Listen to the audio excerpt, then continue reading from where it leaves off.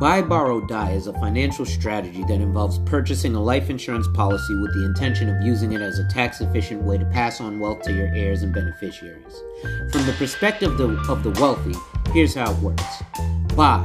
The first step is to purchase a permanent life insurance policy, such as a whole life or universal life insurance. These policies provide a death benefit and cash value component. The cash value grows over time and the policyholder can access it through withdrawals or loans. Borrow. Once the policy has accumulated a substantial cash value, the owner can borrow against it. These policy loans are often tax-free and have relatively low interest rates. The borrowed funds can be used for various purchases, such as funding retirement, paying for education, or other investments.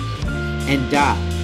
When the policyholder passes away, the death benefit from the life insurance policy is paid out to the beneficiaries tax-free.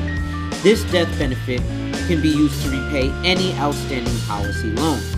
Any remaining amount is then passed on to the heirs or beneficiaries. From the perspective of a life insurance agent, the buy, borrow, die strategy is presented as a way to create a tax-efficient legacy plan. It allows individuals to maximize the wealth they can pass on to their loved ones while also providing some financial flexibility during their lifetime.